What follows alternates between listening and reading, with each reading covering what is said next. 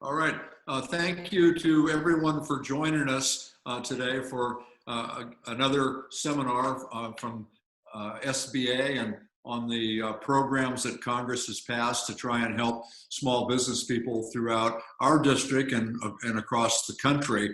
We're going to have a little different format today. We're going to hear from Julie again, who's done a great job in the last couple. Julie, thank you again very much. And then we've got some folks from the accounting community with us who are going to make a brief presentation on the tax provisions in some of the bills that we passed. And then we'll go right to questions. So we have Julie Klaus from SBA and Robert Kaplan, an accountant, and Leonard Klein, also from the accounting community. So thank you again for joining, and we're at a different spot today than we were last time. We had canceled the one webinar because the money ran out in the program, and Julie and I conferred and thought it would be better to wait until the COVID-4 legislation was passed. Congress passed that bill last week, and it was signed into law, and they've started lending money again. That's the good news. The bad news is, and Julie, you may be able to shine additional light on this, but I understand that that money is probably going to run out today, tomorrow, or the next day. So we'll be back at the drawing board trying to figure out where we go from there. But in the meantime, I know a lot of small businesses have a lot of questions. So it's an honor for me to be able to sponsor this webinar along with the SBA. And with that, Julie, I'll turn it over to you. Okay. Thank you, Congressman. Yes, so we have, I think everybody is aware that the PPP program reopened, second wave 2.0, whatever you want to call it, on Monday. And that is available now for everybody to either apply or, as I have said in the past, if you were someone who applied for the PPP program in the first wave and maybe didn't either get in or your bank didn't finish processing the application, I do recommend you try to touch base with your lender if you haven't already done so to see what they're doing with your application and where it might be in their internal process. I do know I can give a few updates. I'll give a few updates on PPP, and then I'll just do a refresh on the other programs so everyone has the most up-to-date information. But as everyone hopefully remembers, PPP is for payroll. The goal of that program is to help you retain your employees and or bring them back if you had to lay them off, to cover 8 weeks of payroll costs, which include not only like salaries and wages, but can also include benefits that you might provide, such as healthcare or retirement. And so this program did open back up. It's largely in the same format as it was before. We have broadened a little bit of the eligibility. The types of organizations or businesses that are eligible has expanded a little bit, but it is largely the same, operating in the same form and fashion. So what I've also done out of the San Francisco office is we have a loan list, a lender list, I should say, of the banks that we're aware of that are participating in PPP. And again, I'm trying to update that on a daily basis as new banks are being brought on board. A lot of credit unions have been brought on board. So if you weren't successful in the first wave and you're not sure where to apply in the second wave and you are a member of a credit union, you might want to check with them because, like I said, we've onboarded quite a few. Also have on that list the non-bank lenders, some of the fintech companies and others that are also eligible to offer PPP loans. So if you're still struggling to find someone to submit an application to, this is a great list to use, and you can kind of read through and see who's operating, at least in Northern California, that I'm aware of today. So the statistics that I know of so far, I haven't had any updates yet this morning from DC, but yesterday, I think it was around 1 p.m., at that point in time, there had been close to $50 billion in lending already done for the PPP program. At this point in time, we have across the country over 5,000 lenders who are eligible to offer. So I'm sure you've heard maybe from your lender or just generally speaking, the systems are a little slow. 5,000 lenders were ready on Monday morning to start submitting applications. So of course, that slows everything down a little bit, but they are moving through and they are, loans are being finalized. So that's the good news. The other two programs I want to make sure I provide an update and or educate you on, the EIDL program, Economic Injury Disaster Loan Program. So that program, we also did stop accepting applications a little over a week ago because we knew we were going to run out of funding in that program as well. In this last round of legislation, we did receive additional appropriations, so we will be reopening that program. I don't have the date certain as to when the application will go back live on our website, but I'm hoping it's by the end of this week. I do want to note for people who have already applied for the EIDL loan, that includes the EIDL advance, those applications that we received prior to, I think it was the 16th, April 16th, those continue to be processed. So if you've already applied, you don't need to go and reapply when we reopen the portal. Those are still continuing to be processed every single day. Money is still being distributed every single day. But for anybody who did not make an application or applied very early on and never had the opportunity to apply for the EIDL advance when that became available, as soon as the portal reopens, I do encourage you to go in. You can still apply for the EIDL advance also. And that's, again, it's, to my knowledge, it's still going to be the one application that'll allow you to apply for both programs. So again, if you're already applied for EIDL and EIDL advance, that's continuing to be processed. If you haven't applied yet, the portal should be opening soon. And if you applied really early on before EIDL advance existed, you can still go back in and apply for that as well. The third program I just want to say really quickly, because this is, I think, a huge benefit, and I don't know that every business and that's currently an SBA borrower is aware of it, but the CARES Act also authorized the SBA debt relief program, which in this case, we are paying 6 months of principal and interest on existing SBA debt that's in good standing. So this includes 7A debt, 504 debt, and microloans. So you as a borrower, if you have existing SBA debt, please contact your lender just to make sure that they have, like, say, enrolled you in this program so that you can take advantage of this benefit as well. SBA is paying the bank directly, so all you need to do as a borrower is just contact your bank and make sure you're in the program. So that's my quick updates, and I will wait for questions.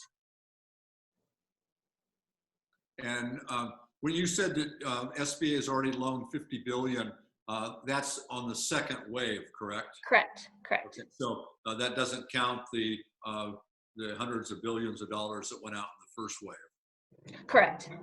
And I do have data points on that too, if anybody is interested. But and then the other thing I just want to say, if you have a question, go to the question box on your screen and type it in. And if you see a question that someone else has posted that you have the same question, you can like that. And then Katie, who's monitoring this, who's administrating this webinar, can try and get the questions with the most interest up to the top of the queue. So Julie, thank you very much. Robert, I'm going to turn it over to you. Well, thank you, Representative Thompson. I'm a CPA in local practice down in the San Francisco Peninsula, and we're getting a lot of questions about which kind of a loan is best for us. Is it a PPP or an EIDL? And I just want to go through that for a minute, and then I'll let Mr. Klein talk. You have to examine this in terms of the way that the PPP works. It gets a lot of press almost every day, and the feature of the PPP loan that people like is the debt forgiveness. But the debt forgiveness doesn't apply to everyone. The way it works is you calculate your payroll based on 2.5 months average of the 2019 payroll, and that's what you apply for in a loan. But the forgiveness is based on the 8-week period after you get your loan. So I use an example of a restaurant that has 50 workers before the coronavirus, After the coronavirus, they're doing a skeleton crew to do takeout. They're at 5 employees. There is no way they're going to ramp up and meet the qualifications of the PPP test in an 8-week period, which requires to pay 75% of the proceeds in payroll. And a PPP loan is not probably the best loan for them. They should look at the EIDL loan or other combinations. There's also some credits. There's a payroll tax deferral, and that may be a better deal. So we suggest you meet with your accountant, CPA, to go over what's best for you. And another thing we're hearing is self-employed individuals. Self-employed individuals are available for PPP loans, but they may be better off applying for unemployment because you can't do both.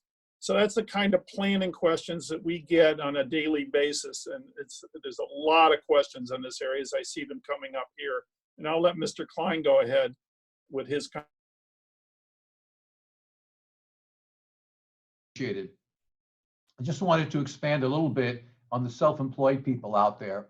Those of you that are collecting unemployment should probably not go for the PPP because you're collecting unemployment. But if you're not collecting unemployment and you go for the PPP, there is a limitation of how much you can get. If you earned $50,000 as a self-employed person last year, you're going to get about $10,000. If you earned $100,000, you're going to get about $20,000, and that's the ceiling of what you're going to get. So if you are collecting unemployment, you might be better off collecting unemployment than going to the attractive and sexy PPP because of the loan forgiveness part of it. And you might not, as Bob said, meet the qualifications for forgiveness, and then you have to pay it back. It's not the worst thing in the world if you have to pay some of it back. It's 1% interest over 2 years, and they're going to forgive interest they're going to let you go slide on the interest for 1 year. So if you do have to pay any of the PPP back, don't be terribly concerned because you have a period of time. Now, on the SBA side, you have 30 years to pay it back at 3 3/4% interest for most of us. So for nonprofits, it's 2.75. You get a deferral on the interest for a year, and you have 30 years to pay it back. So they both have attractiveness to them. Then the forgiveness thing should not be the foremost in your mind because you might not meet the qualifications for forgiveness. I'll stop now and thank you, Congressman. We'll go ahead and take questions. All right, thank you all very, very much. Katie, do you want to start reading the questions? Sure. All right, first question has a bunch of likes already, so I'm just going to read what it says. This person says that they had laid off many of their employees and just got their PPP money. Now, due to the extra $600 federal unemployment bonus, many of their laid off employees are earning significantly more in unemployment than they will if they force them to come back on their payroll. What are they expected to do? Force them to come back to work for less money?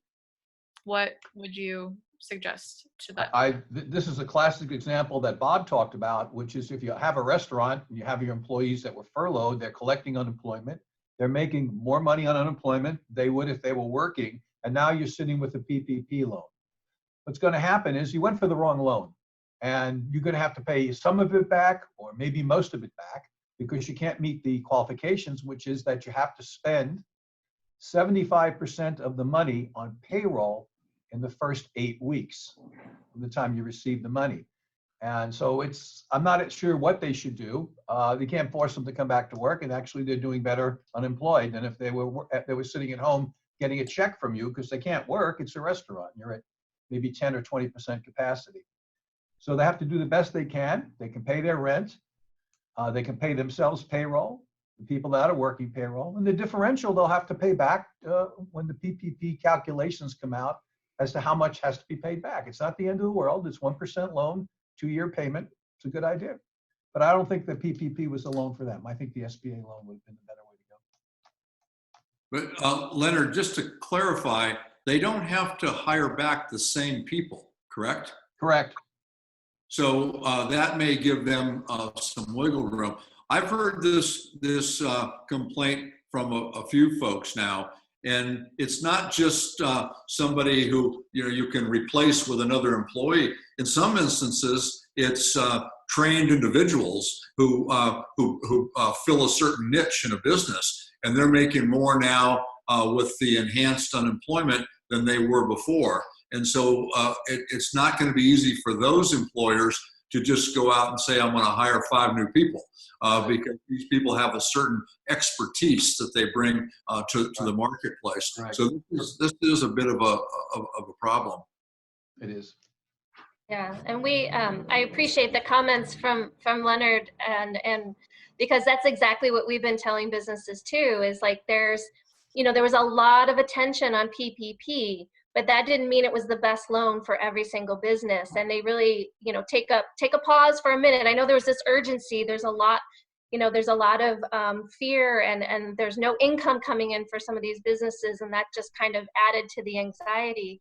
But it does benefit you as the business owner to pause for a minute, look at what your needs actually are today, and then for the next couple of months, and that can hopefully push you towards one program or the other, or a combination of both if you're one of the larger small businesses that might benefit from both, as long as you're not duplicating the benefit. But so there's the CPAs on the line, and there's also a lot of other resources, especially from our SBA funded partners who offer the free business advising. And that's exactly what our Small Business Development Center, SCORE, Women Business Center partners do. They will sit down, virtually sit down with you right now and walk you through these and look at the calculations and figure out which of these programs, and it might be other things too, like California iBank or some local funds and other programs that are out there, and find the best fit for your business. Thank you. Katie, you have another question? I do. All right. This person says, I was told by an SBA representative that I had to spend 75% of the entire loan amount on payroll before I could get any additional 25% of non-payroll forgiveness. Is this true, or is it just 75% of the forgivable amount that needs to be spent on payroll? That's 75% of the loan proceeds as a minimum need to be spent on payroll in order for the loan to be forgiven. All right. Next question. If we rehire laid off staff by June 30th, does this relieve us from the other wage FTE requirements and reductions? Or do we have to rehire everyone back by June 30th and still hit the wage FTE requirements for the 8 weeks? So my recommendation is you need to rehire people during those 8 weeks. They need to be employed during your covered period, which is the 8 weeks following the disbursement of the loan. So that's the time frame you want to look at bringing back your people if you've laid them off, or if they're furloughed or some other. So kind of to follow up with that, a lot of people are wondering when the 8-week period begins. Does it begin the day that they get the loan, or when does it start? It begins the day. Go ahead, Julie. I'm sorry. Oh, yeah. It just starts when the loan is dispersed to them by the bank. Okay.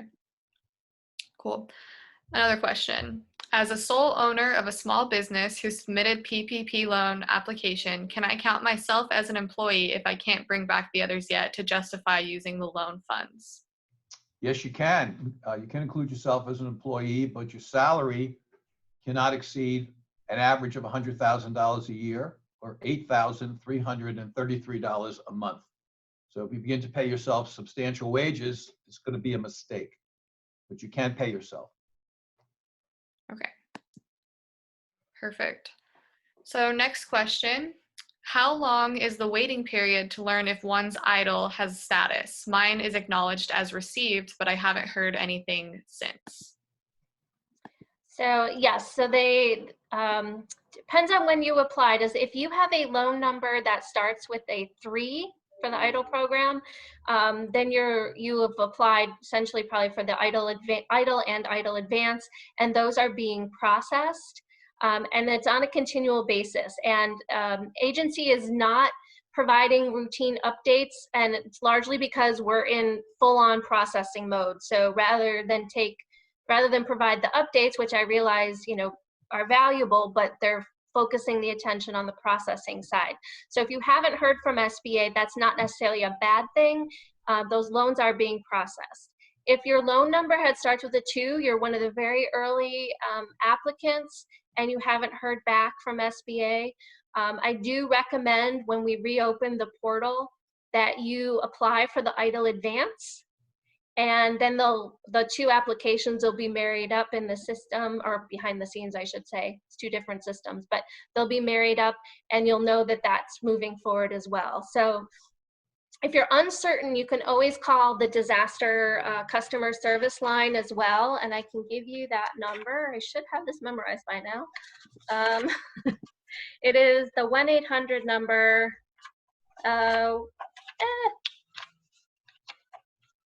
So it's 1-800-659-2955. So that number is what you can call to try to get a status check on your idle loans, but they are actively in processing. And I know that's not the reassuring answer you want, but money is going out every single day. All right. Okay, a few tax questions. First, will the expenses that were funded and forgiven with the PPP loan be deductible for tax purposes? That's a good question. And we're not 1,000% sure, but what we're hearing is yes, they will be. There is a section of the Internal Revenue Service Code that has to do with debt forgiveness, but I think it's going to have to be maybe we'll have to get some guidance from Congress or from the IRS on it. But our understanding is it's basically free money. So you will get a tax deduction for it. Okay, a follow-up question about California taxes. Do we know how these loans relate to the state of California specifically? California hasn't given us no guidance at this point as to whether the forgiveness from the federal side is going to be forgiven from California. So we don't have any guidance from California at all at this point. Okay. All right, next question. This person says, we are 2-member managers of an LLC. We have about 40 people on the payroll. However, as member managers, we are not on payroll. Instead, we receive monthly guaranteed payment from our business checking account, not through payroll, as compensation for our work. Can we include this in the PPP and/or the idle loan? Absolutely. You include it in the PPP application, and you cannot exceed $100,000. So if you're making $150,000 as guaranteed payments, you have to put a ceiling of $100,000 on it. So the answer is yes. Cool. All right, next question. This person says, I applied to PPP through Wells Fargo. So far, it has been impossible to talk to anyone about my application. What should I do? So I'm not sure if they applied under the first round or the second or both, but if you're not certain, I mean, if it was under the first round and you still haven't been able to contact or get any insight from Wells Fargo, I would recommend maybe you look at another financial institution. If you just reapplied, from Monday or Tuesday, and you haven't heard from them, I would keep trying to reach them. But if you were in the first wave and never heard back as to the status or what they were doing with your application, there's no prohibition on going to look at another financial institution and applying elsewhere. Katie, in our limited universe of clients that we have, the biggest complaints we get have to do with Wells Fargo. Hearing a lot of bad stuff about it. I think there was a couple people talking at once. Do you mind repeating that, Mr. Klein? I was going to say, in our little universe of our firm, our clients are having a lot of difficulty with Wells Fargo Bank. We're hearing from other CPAs about trouble with Wells Fargo. So Wells Fargo has just not been probably ponying up to what they should be doing. That's what we're hearing. All right, Congressman, did you have some comments? I want to add the advice, Julie, that you gave to look at other lenders is important. I've had a number of constituents contact me about the problems with Wells Fargo. And on the good news side, I just heard from someone yesterday who had a long-term banking relationship with Wells and was having the same problems as the caller just mentioned. And this person went to another lender and they got their loan yesterday. So there are a lot of new people. We did a carve out in the last piece of legislation that provided specific resources for small community lenders. So don't be afraid to branch out and look at other lenders. And that's a very good point. And I will say, even statistically speaking, from the first wave of PPP money, the smaller lenders, the smaller financial institutions did the lion's share of the lending. So that is a very viable resource for people. And if don't, like you said, don't overlook some of the community-based lenders. And I think, Julie, you told us before that if someone were to apply to two, just courtesy for your fellow small business people, if you get accepted by one, let the other lender know right away. Yes, yes. Let's try to give everybody the greatest amount of access. So if you're early approved in the process and you can pull the application from another bank, I encourage you to do so. All right. So next question. A lot of people have been hearing rumors that the PPP forgiveness qualifications might change in the future. Is that true? And if it did, how would that apply to people that have already started spending the money? I'm not sure what they mean by change. I mean, I think the 75-25, ratio is going to stay. What I am expecting the agency to put out very soon is additional guidance on kind of looking at more detail at what that means, and then some of the behind the scenes stuff with the banks that the borrowers won't care about, but the banks do, so that they can enact the forgiveness and get themselves paid appropriately. But I know of nothing about it changing in scope or anything like that. All right. Next question. Can you confirm that employees include both full-time and part-time employees? I read that it may only apply to full-time equivalents. For purposes of calculating your employees for the loan size that you're eligible for, yes, includes part-time employees. The loan forgiveness side is looking at an equation of full-time equivalents.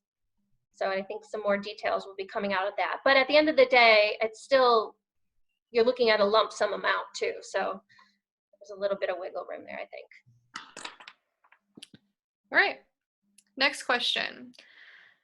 Okay, we understand that part of the EIDL program is a grant and part is a loan. Can you please speak to that and let us know the amounts of the funds available for each? So the EIDL advance that's the portion that's up to $10,000, and that is a forgivable loan. So that calculation is $1,000 per employee up to the $10,000. So when you apply for that and apply for the EIDL loan itself, which is up to a $2 million loan, the EIDL advance is always a forgivable loan, so you'll never have to pay that back. The regular EIDL loan is a traditional term loan that you will have to pay on if you're granted. But if you're in a situation where you're approved for EIDL advance and you don't get approved for the EIDL loan for some reason, the EIDL advance is still a forgivable loan. You never have to pay it back. Great. All right, next question. This person says, we applied for EIDL and received an SBA number, but we didn't check the box for the advance. Can we reapply only for the advance or just wait until we are contacted on the EIDL loan? If you never check the box for the advance, I, in an abundance of caution, I would go back in when the portal reopens and apply for the advance. All right. Next question. This person says, I have signed the SBA documents and yet no word back. When and if I get the money into my account, do I have to pay back my employees' unemployment payments from EDD? So are they talking about a PPP loan? Because that would have come from the bank. It doesn't say. Okay.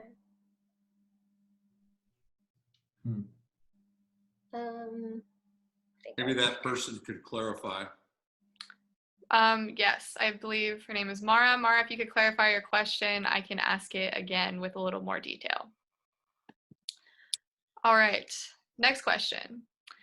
For loan forgiveness, this kind of circling back to the full-time equivalent, this person says, can someone please explain the full-time equivalent calculations and the requirements for the PPP program for loan forgiveness, please, and thank you. I'm not 100% sure. I think what they're talking about is, you could have 2 part-time employees would equal 1 full-time employee.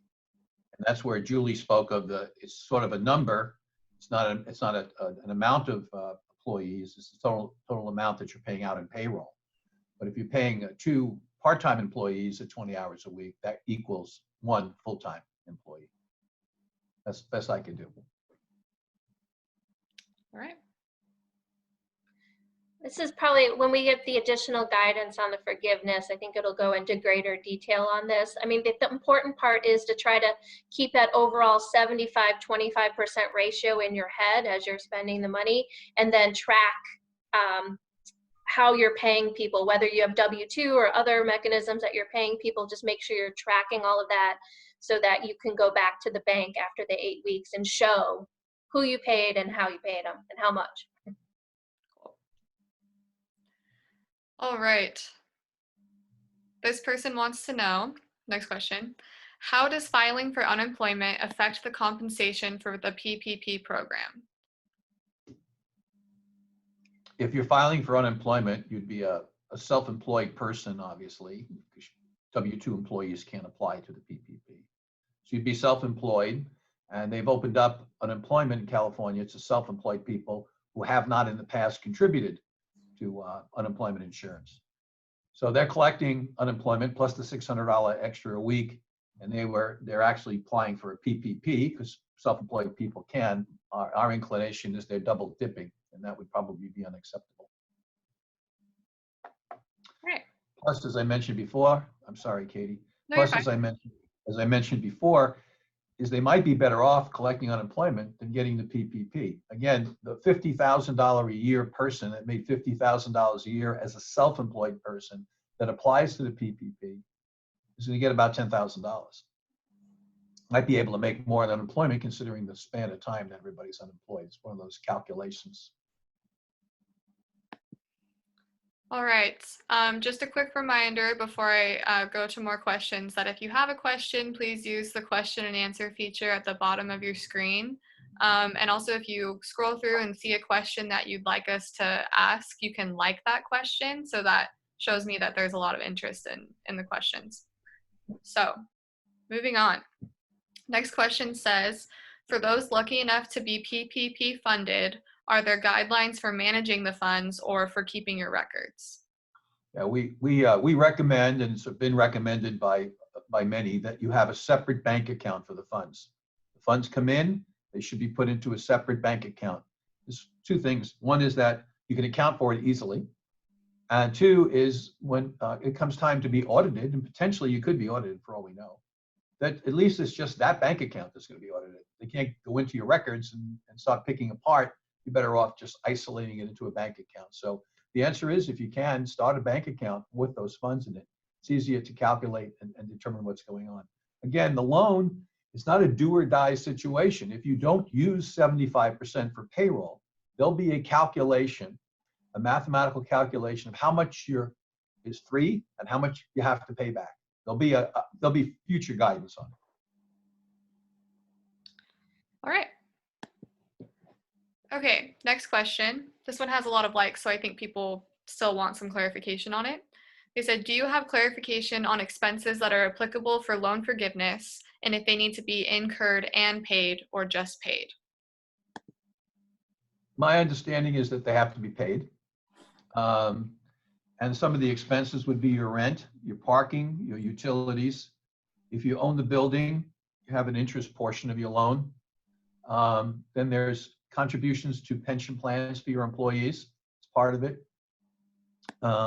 There's others that I can't think of off the top of my head. Yeah. Bob's on the line. He might be able to add some to it. Yeah, it's largely payroll costs, which are not just wages, but also any costs incurred with any benefits you might provide your employees. The only non-payroll related expenses that are allowed under PPP are interest on mortgage, rent, and utilities. Bob, do you want to add anything?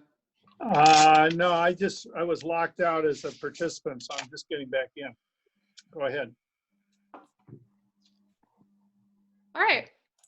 Okay, next question says, this is from David from Lakeport. He's wanting to know, can you collect unemployment and PPP if used for different employment periods. So for example, use one for April and then like unemployment for April and then PPP for May and June.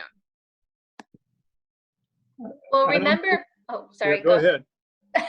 I was going to say, remember the PPP timing, the 8-week covered period begins when the loan is dispersed. So you don't necessarily pick and choose when your 8-week period will be for PPP purposes. So the part of the forgiveness, obviously you can't do it at the same time. You can't be on unemployment and get your PPP loan proceeds at the same time.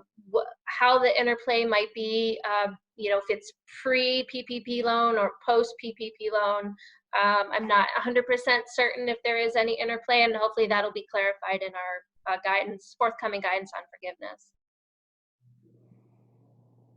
All right. Okay, next question. Are there any federal and or local programs for mom and pop landlords who have tenants that can't pay their rent? So what I understand is that you have to have some sort of salary for a rental property owner. That you can't get a PPP loan or an idle loan specifically based on your net rental income. You want to add to that? We talked about this on the last webinar. Do you have some information on that? I would, for the idle loan, I'm telling people, you know what, I would go ahead and apply. I wouldn't self-select, yourself out.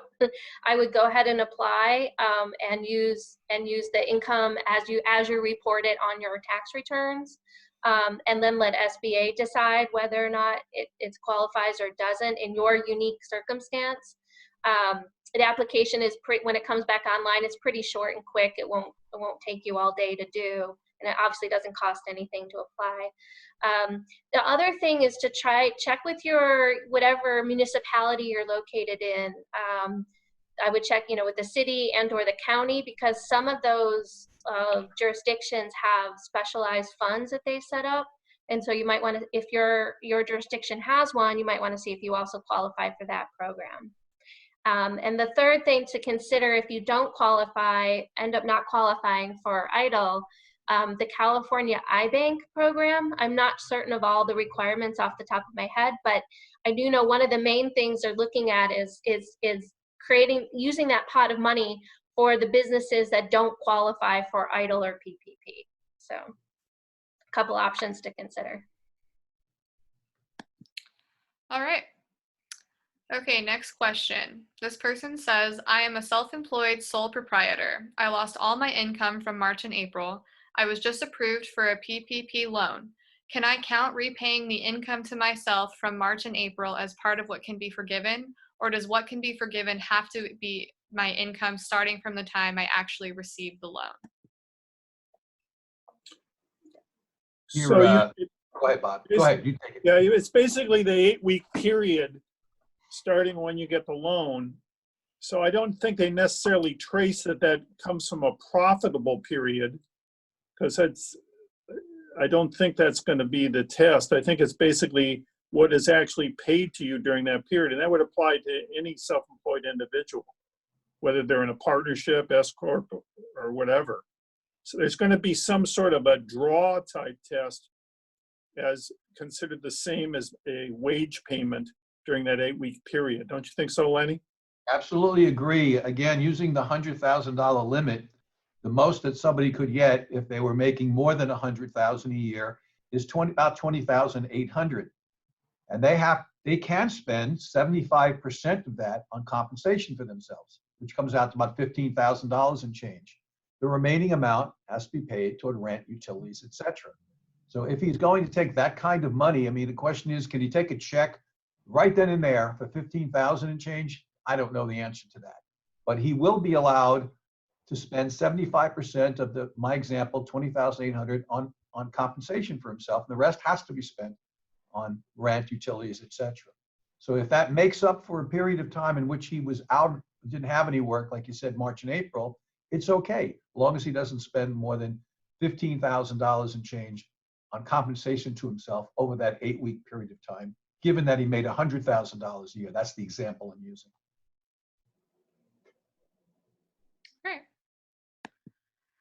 Okay, so this one has been liked and asked a few times. I'm gonna ask it, even though it might seem a little more obvious, but this person says, is the PPP loan applicable to sole proprietorships with no employees? I'll take You are? that. Yes, Yeah. yes, it is. It's eligible for a sole practitioner with no employees. The test of applying for the loan is looking generally at your 2019 income. So if you had a loss on your Schedule C for 2019, or there's another way you can monitor it during 2020, and you did not have a profitable business, I do not believe you can apply for a PPP loan. But as long as you meet the test of having enough income with a maximum of $100,000 in the test period, you can apply for a PPP loan, even if you have no employees. All right. Next question. This is a very popular question as well. People are wondering, is it possible that the 8-week period will be extended as shelter-in-place orders are also extended? I think anything is possible, but right now the program is set to sunset on June 30th. So it will take an act of Congress in order to change the timing It's on that. very possible that it will. I think you're going to see, this isn't, somebody's not going to flip a switch and everything's going to be better. So this is going to be a progression to get back to whatever the new normal is going to be.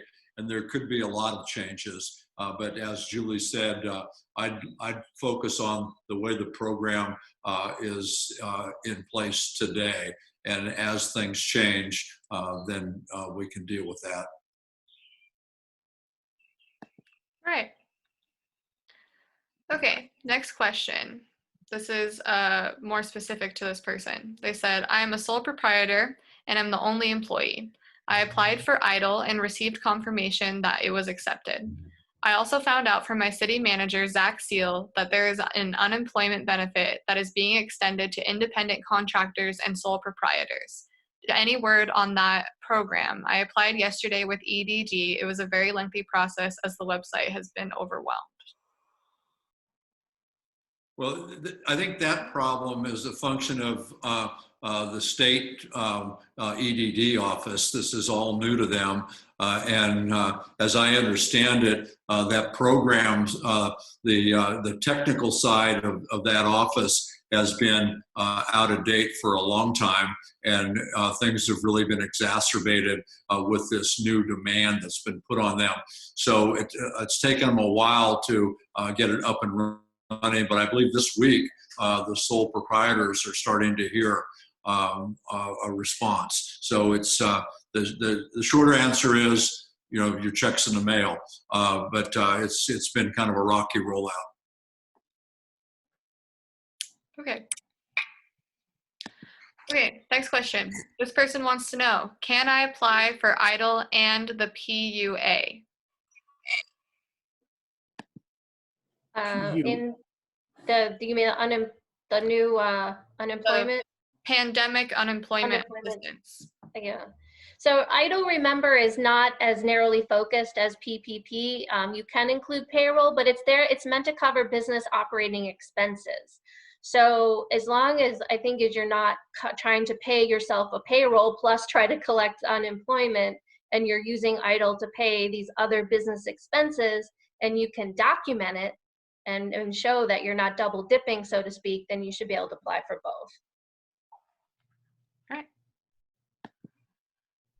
Okay, next question.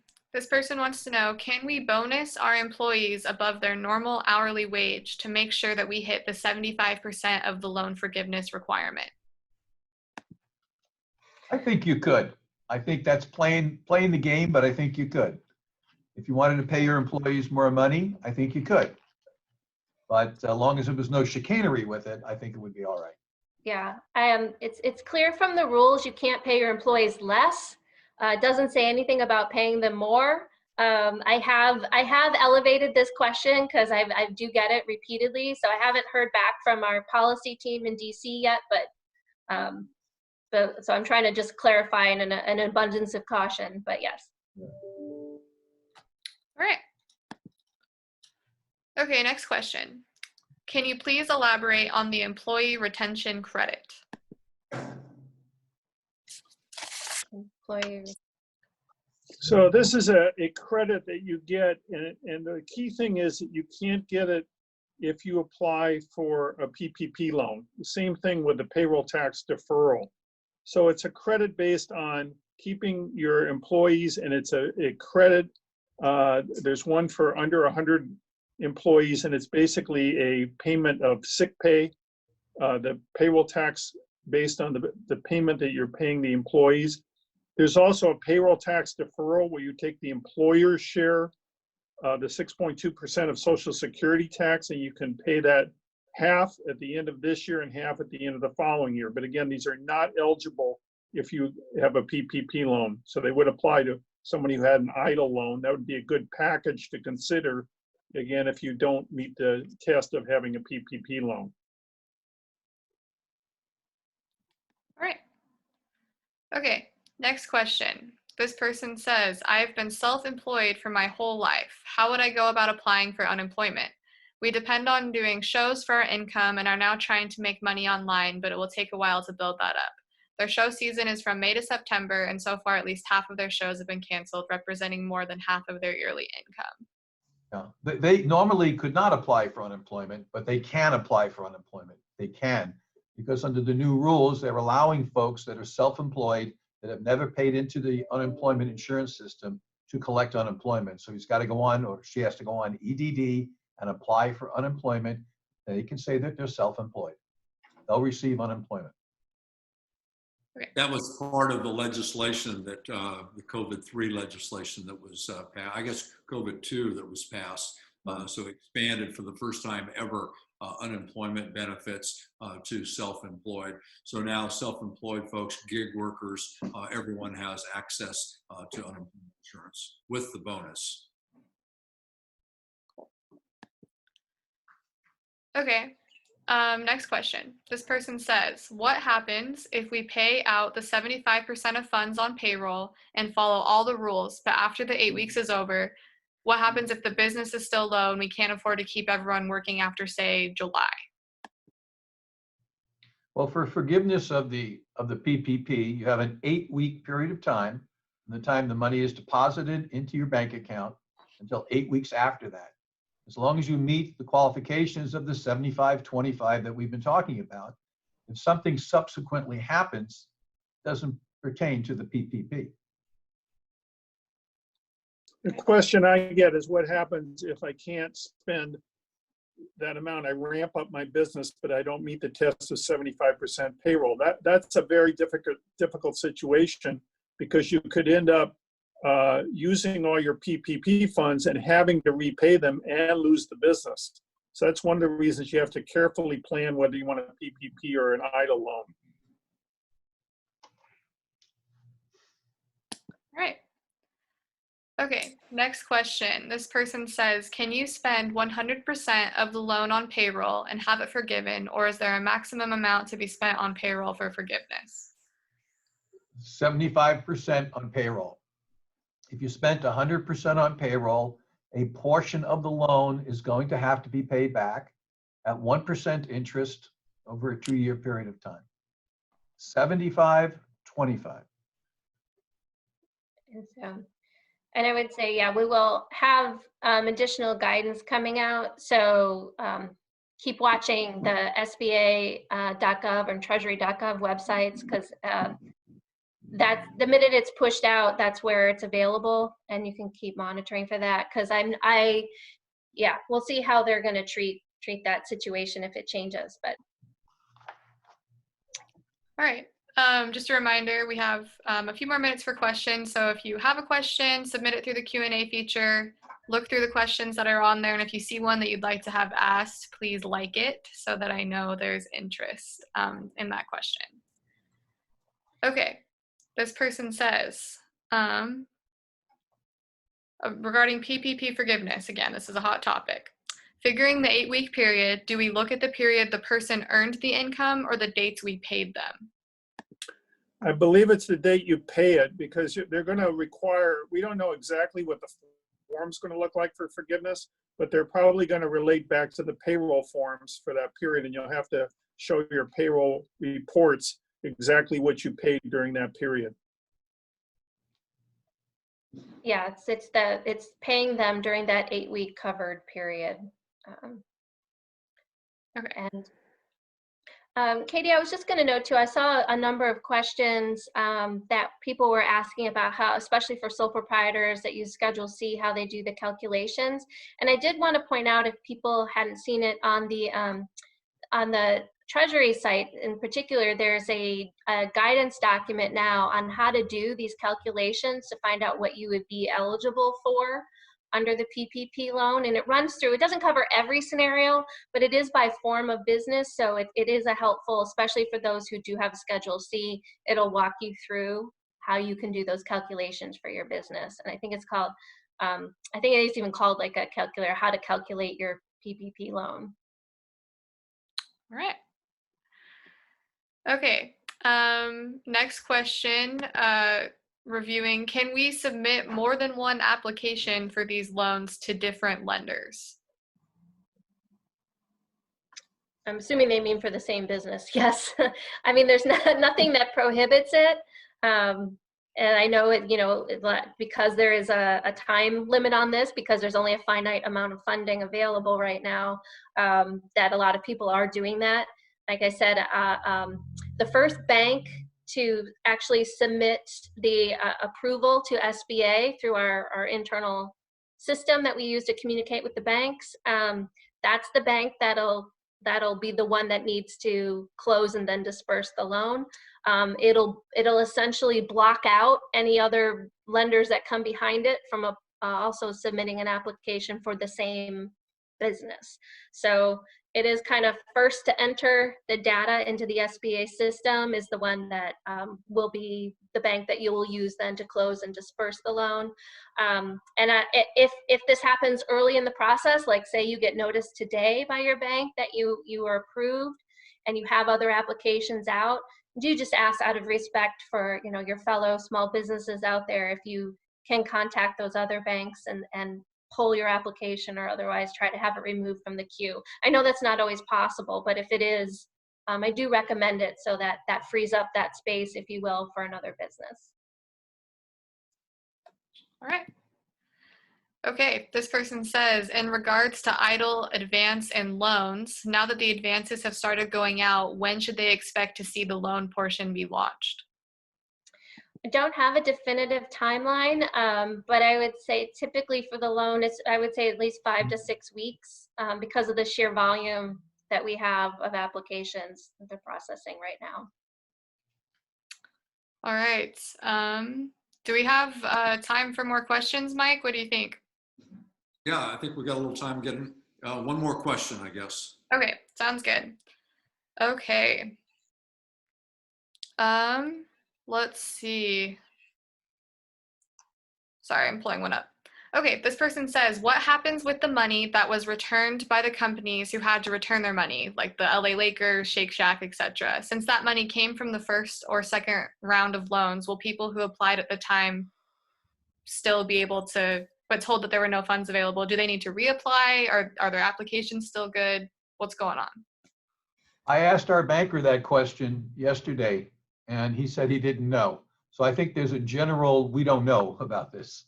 There, we have millions of dollars freed up. I think, Julie, what are you hearing? Yeah, our administrator actually tweeted about it and said that the money is being put into this current pot. The current pot. Okay. So That's what I'd heard also, that the money, you don't have to reapply. It's going into the pot. And if you're in the queue, you're in the queue. Right. Well, listen, Katie, you did a great job. Thank you very, very much. And Julie, as always, you were wonderful. Bob and Leonard, you guys were great. Thank you.